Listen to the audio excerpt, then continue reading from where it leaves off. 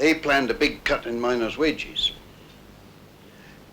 A.J. Cook was the new miners' leader, adored by the miners as no one ever had been before, followed everywhere, and addressing without a mic audiences of 35,000 miners. Cook wrote an article in the Labour Monthly headed, "The problem of the hour, is unity possible?" And a special trade union congress was called. It supported the miners. It planned an embargo as answer to the lockout which the owners had declared would take place at the end of July 1925. And on the day before the lockout, the whole of the owners and mine owners' side and the government side crumpled up, and it was called Red Friday. Everything was withdrawn, and wages were to continue for 9 months, together with a subsidy from the government. Well, during that 9 months, the government prepared, and Churchill, Chancellor of the Exchequer, treated it as a war in which he was preparing, and announced that everything was ready in his speech on December 10th, 1925.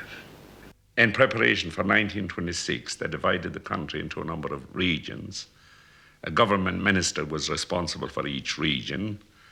They also trained scab train drivers at private sidings of big companies, and they set the machinery in motion.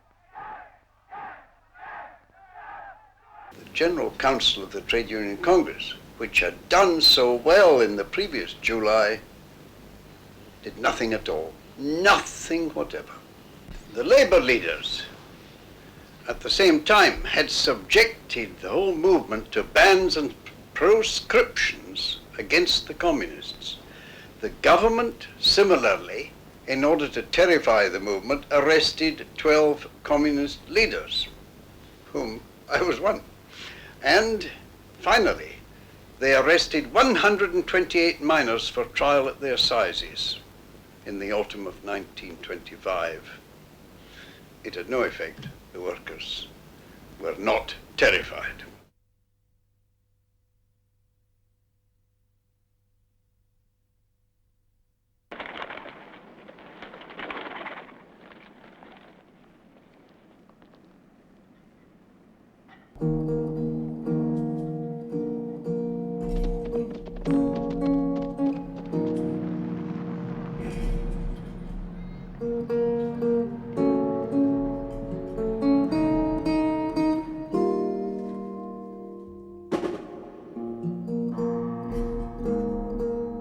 It was a remarkable period, those 9 days, in my experience.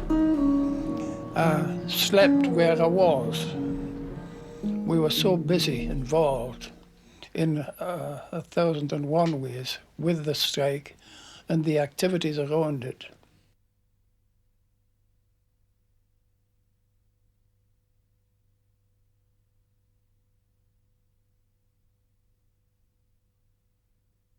Time and time again, we said, this is an industrial dispute. The government were trying to make it into a political dispute. Well, how could it be a threat to the Constitution? It was on an industrial matter. It concerned the wages of about 1 million men, and indirectly the wages of the several millions in the TUC. We had a direct interest.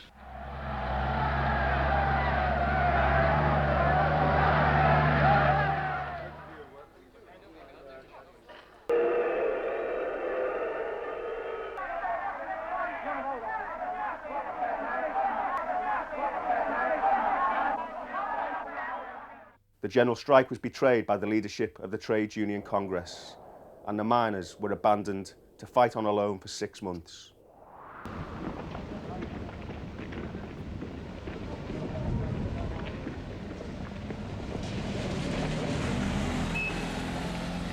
But I think, having regard to everything, it ended very fairly and in a very British manner.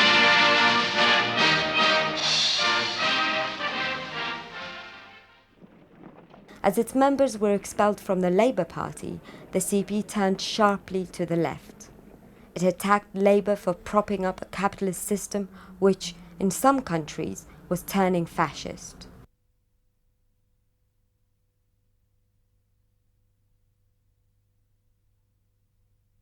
Mass unemployment swept across the capitalist world after the Wall Street crash of 1929, soon sweeping away too the feeble right-wing Labour government in Britain.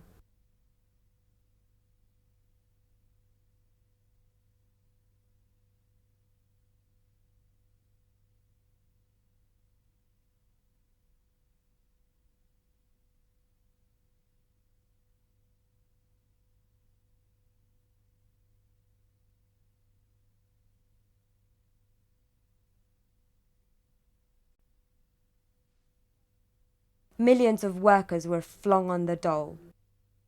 Led by communist Wal Hannington, the National Unemployed Workers Movement mobilized people in their thousands against house evictions and the hated family means test. Love on the dole, that's a luxury we can't afford. For they don't approve of love on the dole, on the Unemployed Assistance Board.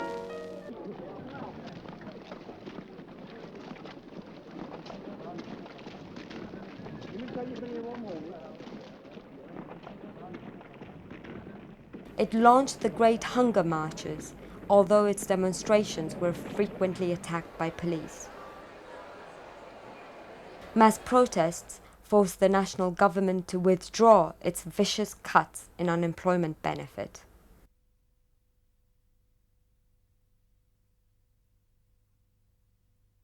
Out of those clashes came the National Council for Civil Liberties, now called Liberty, led by left-wing lawyers like Harry Thompson and his protégé, Owen Parsons, who pioneered personal injury claims on behalf of injured workers and their unions.